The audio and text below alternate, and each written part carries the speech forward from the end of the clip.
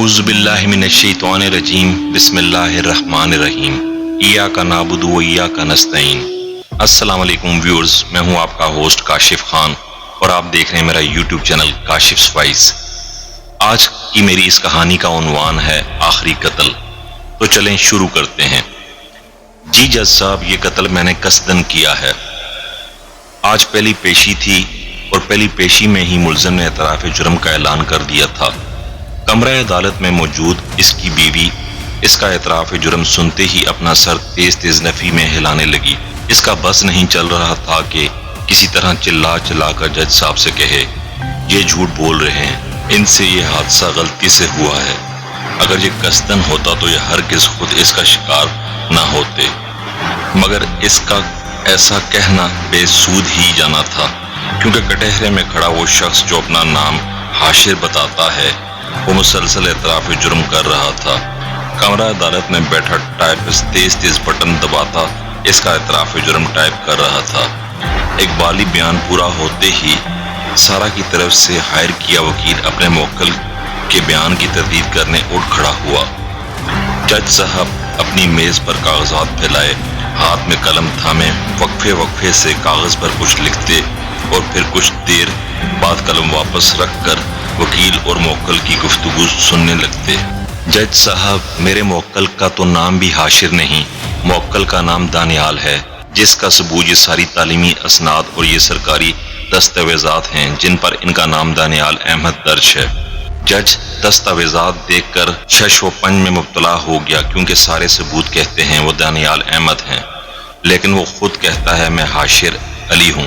وہ ڈاکٹر جس کے پاس دانیال ایکسیڈنٹ کے بعد کوما کی حالت میں رہا، اس کا کہنا ہے وہ اپنی یادداشت کھو چکا ہے، لیکن ڈاکٹر خود پریشان ہے کہ اگر وہ یادداشت کھو چکا ہے تو پھر یہ حاشر علی کون ہے جو اسے سب بھول جانے کے بعد بھی یاد رہ گیا ہے۔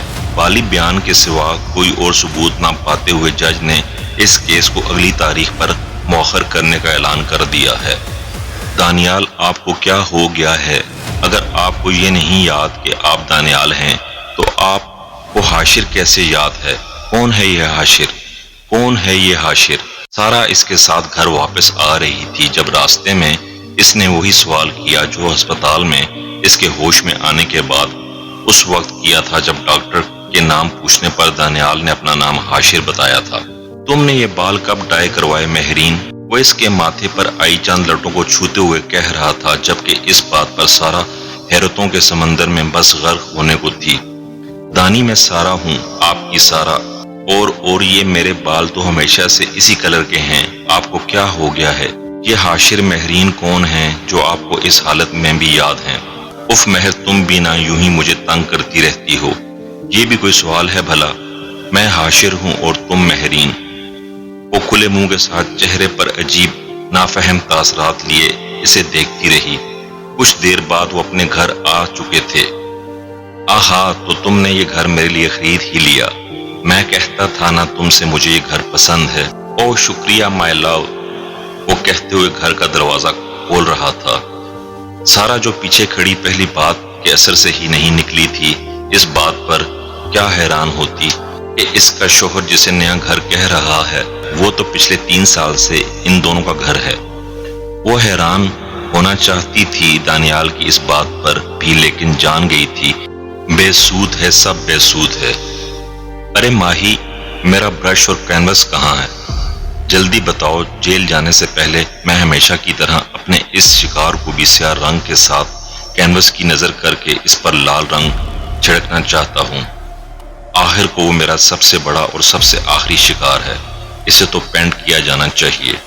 وہ کہتا ہوا سارا کے پینٹنگ روم میں داخل ہوا، اور ہوش میں آنے کے بعد یہ واحد وہ کام تھا جو اس نے صحیح جگہ اور صحیح انداز میں کیا تھا، یعنی کہ سارا کے پینٹنگ روم کی طرف بڑھنا۔ سارا حیران ہوتے ہوئے آہستہ آہستہ قدم اٹھاتی اس کے پیچھے چلی آئی۔ اب وہ سارا کے کینوس کے سامنے کھڑا برش سے سیاہ رنگ کی چند آڑی ترچھی لکیریں سفید کاغذ پر بکھیر رہا تھا۔ عقب میں کھڑی سارا ایک بار پھر حیرانیوں کے سمندر میں غوطے لگا رہی تھی۔ اس کے شوہر کی دوستی قلم کتاب سے تو تھی، لیکن برش اور کینوس کے تو وہ کبھی قریب بھی نہیں آیا تھا۔ وہ جو ہاتھ میں برش پکڑنے کے صحیح انداز سے بھی واقف نہیں تھا، آج بہت مہارت کے ساتھ کینوس پر ایک شکل بنا رہا تھا۔ وہ پھٹی پھٹی نظروں سے اس کے ہاتھ کو چلتا دیکھتی رہی اور کچھ ہی دیر بعد کینوس پر ایک آدمی کی شبیہ نظر آنے لگی۔ یہ شخص ہے میرا آخری قتل۔ اب وہ سیاہ رنگ کی شکل پر سرخ رنگ کے مارکر سے کراس کا نشان لگا رہا تھا۔ آخری قتل دانیال، آپ نے تو ساری زندگی کبھی پہلا قتل نہیں کیا، پھر یہ آخری قتل کیا ہے؟ کون ہے یہ جسے آپ مارنا چاہتے ہیں اور اسے مارنے کے لیے آپ یہ سب کر رہے ہیں؟ وہ اب حیرانیوں سے نکل کر صدماتی کیفیت میں داخل ہو چکی تھی۔ اس کے لیے اپنے محبوب شوہر کو اس حالت میں دیکھنا بالکل خوش آئین نہیں تھا۔ وہ پریشان تھی، صدمے میں تھی اور نہایت غمگین بھی۔ ارے یار مہرو، تم آج کل باتیں بھولنے بہت لگی ہو۔ یہی تو ہے وہ شخص جو ہماری خوشیوں کا قاتل ہے۔ اسی نے تو ہم دونوں کی زندگی کی سب سے قیمتی خوشی چھینی تھی۔ ڈاکو جمشید خان ہمارا آخری قتل، اور پھر ہم یہاں سے دور چلے جائیں گے تاکہ ان سب کے بعد ایک اچھی اور خوشیوں بھری زندگی گزار سکیں۔ وہ اس کے ہاتھ کی پشت پر بوسہ دے کر چلا گیا۔ حالانکہ وہ یہ بہت کم کرتا تھا۔ خوشی کے اظہار کے لیے اس کی من پسند جگہ سارا کا ماتھا تھا، جہاں وہ مہر محبت ثبت کرتا تھا۔ وہ کمرے سے باہر نکل چکا تھا۔ اب وہ خاموشی سے کینوس پر ابری سرخ رنگ کے پیچھے چھپی تصویر کو دیکھ رہی تھی اور سوچ رہی تھی کہ اس شخص کو کہاں دیکھا ہے، لیکن ذہن کے ہر پردے کو پرت در پرت کھولنے کے بعد بھی اسے یاد نہ آیا کہ جب سے وہ اور دانیال ایک ہوئے ہیں اس شخص کو اس نے کہیں دیکھا ہو۔ دانیال سو چکا تھا لیکن اسے پل بھر بھی چین نہیں تھا۔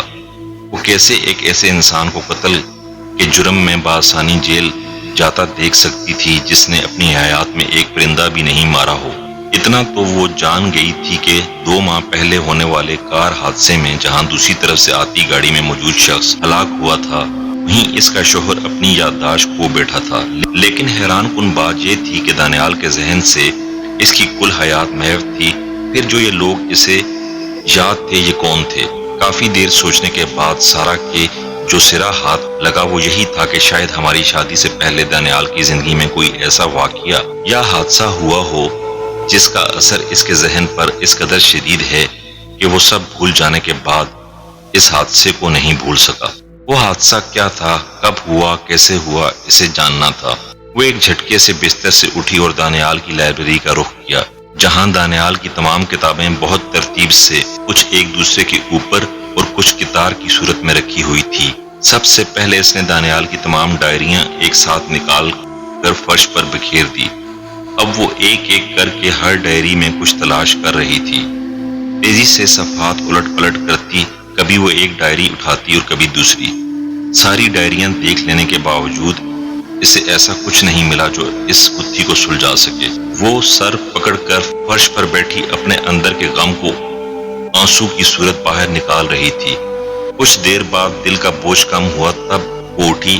ڈائریاں ہنوز نیچے پڑی تھی، انہیں یوں ہی چھوڑتی اب وہ کتابوں کی طرف بڑھ رہی تھی۔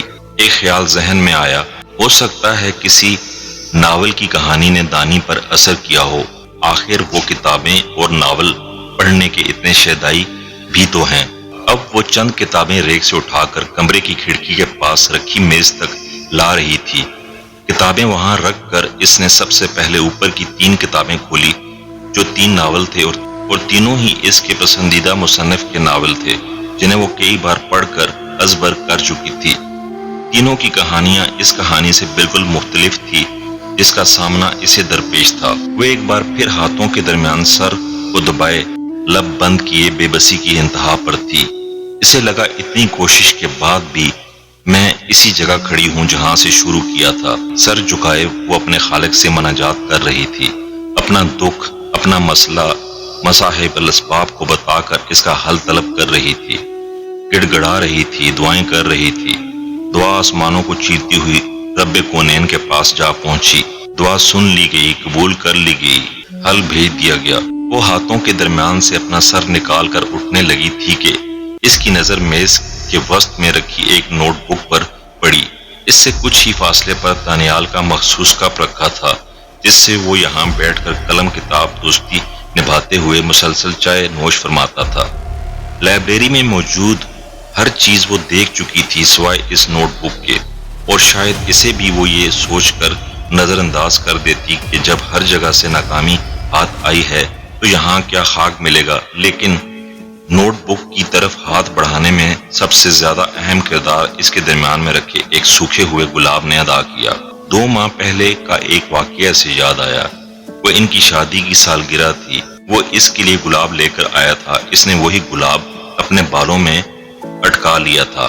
سارا دن وہ اس گلاب کو بالوں میں اٹکائے پھرتی رہی تھی۔ رات کو جب وہ حسب معمول اس کے لیے چائے لے کر آئی تب دانیال نے اس سے اپنی زندگی کی سب سے بڑی خوشی شیئر کی تھی۔ وہ خوش تھا کیونکہ وہ ایک بڑا کام کرنے جا رہا تھا اور وہ اسے دیکھ کر خوش تھی۔ وہ جانے لگی تو ہر رات کی طرح دانیال نے اس کے ہاتھ پر بوسہ دیا تھا۔ بس اسی وقت اس کے سر سے گلاب گرا تھا اور دانیال نے اسے اپنی نوٹ بک میں رکھ لیا۔ نوٹ بک کے پہلے صفحہ پر اس کے پسندیدہ مصنف کا آخری ناول رقم تھا، آخری قتل از قلم دانیال احمد، پہلا باب خلاصہ۔ وہ دونوں ایک دوسرے کے ساتھ بہت خوش ہیں۔ اسے مہرین کے سیاہ بالوں سے زیادہ گولڈن ڈائی بال پسند ہیں اور وہ اکثر اس کا اظہار کرتا رہتا ہے۔ مہرین کہتی ہے وہ بال ڈائی کروا لے گی لیکن ابھی نہیں، جب اس کا دل چاہے گا۔ اسے اپنے گھر کے سامنے والا گھر بہت پسند ہے لیکن مسئلہ یہ ہے کہ وہ کسی اور کا ہے اور وہ ابھی ہرگز اسے بیچنے کے موڈ میں نہیں، مگر وہ اسے اس قدر پسند ہے کہ اکثر وہ بیشتر اس گھر کے مالک اسفندیار سے ملنے چلا جاتا ہے۔ سب سے زیادہ اسے پسند وہ کمرہ ہے جسے اسفندیار پینٹنگ کے لیے استعمال کرتا ہے۔ دوسرا باب خلاصہ۔ آج وہ باب بن گیا ہے، بہت خوش ہے اور جب وہ خوش ہوتا ہے تو پینٹنگ کرتا ہے۔ آج اس نے کینوس پر اپنی بیوی اور بچے کو پینٹ کیا ہے۔ تصویر بہت پیاری بنی ہے۔ اس کی پرانی عادت ہے غم اور خوشی دونوں میں وہ پینٹنگ کرتا ہے۔ غم کے وقت غم دینے والے کی تصویر بناتا ہے اور خوشی کے وقت خوشی دینے والے کی۔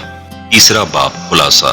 آج وہ گھر پہنچنے میں کچھ تاخیر کا شکار ہو گیا اور اوپر سے موبائل بھی چارج نہیں ہے جو گھر پر خبر کر سکے۔ گھر دیر سے پہنچا ہے اور اندر پہنچ کر جو منظر اس کی آنکھوں نے دیکھا وہ اس کے لیے کسی قیامت سے کم نہیں تھا۔ مہرین اور حمزہ دونوں بری طرح زخمی پڑے ہیں۔ وہ ایمبولینس کے لیے کال کرتا ہے اور کچھ دیر بعد ہسپتال پہنچ جاتا ہے۔ بچہ دنیا سے رشتہ توڑ چکا ہے اور بیوی زخموں سے چور ہے۔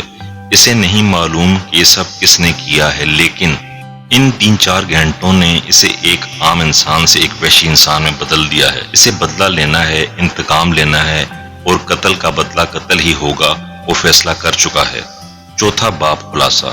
مہرین نے ہوش میں آتے ہی اسے ڈاکو کا حلیہ بتایا ہے۔ آج سے ان دونوں کی زندگی کا سب سے بڑا مقصد قاتل سے اپنے بچے کے قتل کا بدلہ لینا ہے۔ کئی ماہ کی خفیہ کوششوں کے بعد بالآخر وہ پتہ لگانے میں کامیاب ہو گئے کہ وہ ڈاکو کون تھا۔ وہ اس تک بس پہنچ ہی جاتا کیونکہ اس کے سر پر جنون سوار تھا، لیکن اس تک پہنچنے سے پہلے ہی ڈاکو جمشید ایک کارروائی کے دوران پکڑا جاتا ہے اور جیل میں چلا جاتا ہے۔ حاشر اپنے ملک کے اندھے قانون سے واقف ہے۔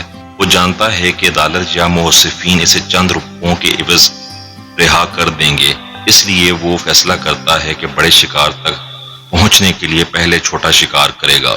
سارا صفحہ پلٹتی ہے لیکن یہ کیا، اگلا باب جو یقینی طور پر آخری باب ہے وہ یہاں لکھا ہوا نہیں ہے، لیکن اسے اگلا باب پڑھنا ہے۔ اسے جاننا ہے کہ اس کے لکھاری شوہر نے اپنی زندگی کے سب سے کامیاب ناول کا اختتام کیسے کیا ہے۔ سارا ایک جھٹکے سے اٹھتی ہے اور آخری قتل کے آخری باب تک رسائی کے لیے دانیال کا لیپ ٹاپ کھولتی ہے۔ وہ پورا لیپ ٹاپ چھان لیتی ہے لیکن اسے آخری باب نہیں ملتا اور یہیں سے اسے ساری کہانی سمجھ آ جاتی ہے۔ دانیال آخری باب نہیں لکھ سکا تھا، اسے آخری باب لکھنا تھا لیکن اس سے پہلے وہ کار ایکسیڈنٹ کا شکار ہو جاتا ہے۔ کہانی کا وہ حصہ جو اسے ابھی اپنے اندر سے باہر نکالنا تھا وہ اسے باہر نہیں نکال سکا، اور وہی وہ حصہ تھا جو اس کے اندر کہیں مچلتا رہا اور جب باہر نکلا تو یوں کہ لکھاری سے اس کی زندگی چھین کر اس کے کردار کی زندگی اسے سونپ دی، اور یوں وہ اب ایک حادثے کو قتل کا نام دے کر دوسرا قتل کرنے جا رہا تھا۔ آخری قتل۔ آج عدالت میں آخری پیشی تھی۔ اس کے بعد جج نے فیصلہ سنا دینا تھا کہ آیا یہ ایک حادثہ تھا یا پھر قتل۔ وکیل کو سارا ایک دن پہلے مل کر وہ سب بتا چکی ہے جو اس نے دیکھا اور پڑھا ہے۔ وکیل اپنے موکل کو بچانے کے لیے بطور آخری گواہ سارا کو پیش کرتا ہے۔ سارا کو کٹہرے میں بلایا جاتا ہے اور سچ بولنے کا عہد لینے کے بعد اسے اپنی بات کہنے کی اجازت دی جاتی ہے۔ اس کی نگاہوں کے عین سامنے اس کا محبوب شوہر دانیال بیٹھا ہے، جو اس کے لیے دانی ہے لیکن خود اپنے لیے وہ حاشر ہے۔ سارا نے تمام ثبوت 3 ناول جو مصنف دانیال احمد کے نام سے ملک بھر میں مشہور تھے اور آخری قتل کا مسودہ جج کے سامنے پیش کرتی ہے۔ جج نے اس طرح کا کوئی کیس پہلی دفعہ دیکھا ہے، لیکن ثبوت سامنے ہیں، لہٰذا وہ دانیال کے اقبالی بیان کے بعد بھی دانیال کو اس کیس سے بری کر دیتا ہے اور جسے دانیال قتل کہہ رہا ہے اسے حادثاتی موت ثابت کر کے کیس ہمیشہ کے لیے بند کر دیتا ہے۔ حاصل، دنیا میں وقوع پذیر ہونے والی کوئی بھی کہانی کبھی مکمل نہیں ہوتی۔ ہر کہانی میں ایک اور کہانی ہوتی ہے، ایک اور واقعہ ہوتا ہے جو اسے آگے لے کر چلتا ہے۔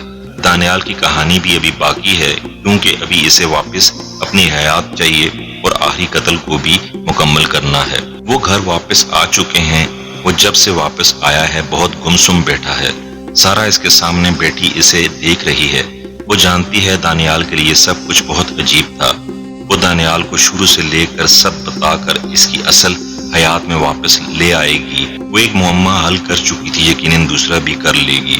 اس سے ہر صورت دانیال کو اس کی زندگی واپس لوٹانی ہوگی اور ایسا کرنے کے لیے اس کے اندر سے اس ادھوری کہانی کو باہر نکالنا ہوگا جو دانیال کو اپنے اندر جکڑے ہوئے ہے۔